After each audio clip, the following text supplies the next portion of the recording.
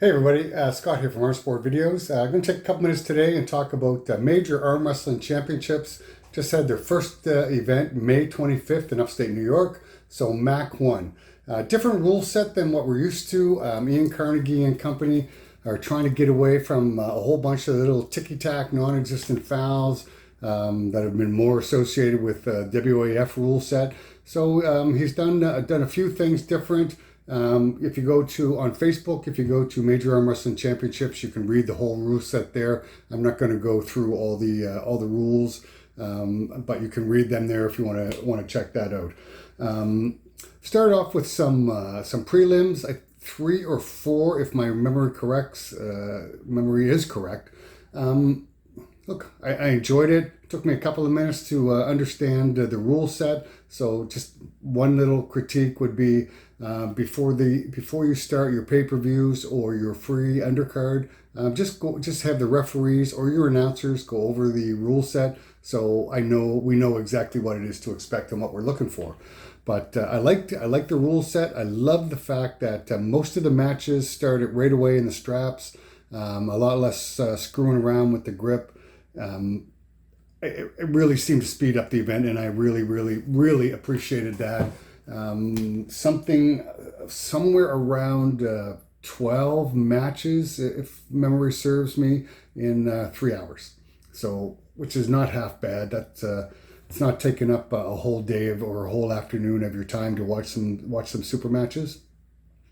I did like the rule set. He's got the new table design with a bit of an indented elbow pad, so that the elbow fouls that actually do happen, you're not getting tagged with these just phantom elbow fouls that we're becoming used to, and referees really starting to take over the match. We want to see the arm wrestlers arm wrestle.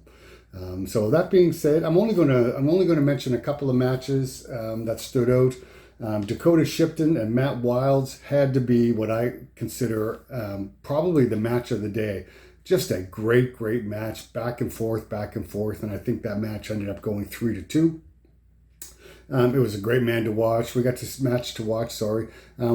Beerman Burgoyne pulling the match, and as always, Evan was incredibly entertaining, and it was a lot of fun to watch him.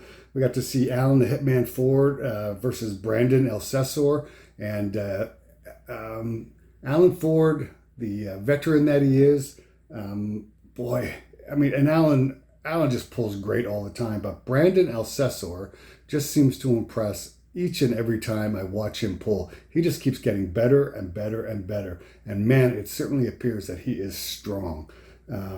So a good match to watch. Got to see Big Josh Bellin and Rick Heidebrecht. Rick Heidebrecht really showed some toughness in this match. Josh Bellin looks like he may be the future of super heavyweights in Canada. Just on a side note there, we got a young guy here in Nova Scotia, Patrick McKinnon, left-handed, who is just gangbusters, just going through everybody in Atlantic Canada. And we saw him for the first time on the national stage last year in Sydney, Nova Scotia at the Canadian Nationals. Got a little bit of an injury, so he didn't get to pull to his full potential at that tournament, but here's hoping he really puts it together for this Canadian Nationals. Anyway, back to MAC 1. I don't want to get too sidetracked. The biggest match that I was looking forward to was Heidi Cordner and Jocelyn Brisson. Heidi Cordner, wily vet, Tower of Power. She's just an awesome puller. I've watched her for many years. Great puller. And Jocelyn is just a fairly newer up and comer. Just been a few years, but man, oh man, Jocelyn is so strong. By the time she figures out how to get all that power translating to the arm wrestling table, watch out. She is just going to be almost unstoppable. And she did manage to get the win over Heidi. And so now they're saying that Jocelyn is now the number one female arm wrestler in North America. Which is great. Kudos to Jocelyn. Let's just not forget about Sarah Wilson quite yet. But overall, I enjoyed watching MAC 1. It did go by fast. I love the different rule changes. Shout out to Dave Knox and Bart Wood. Did a great job refereeing. I have a lot of respect for both those guys on the table. And again, like I said, it was a great event.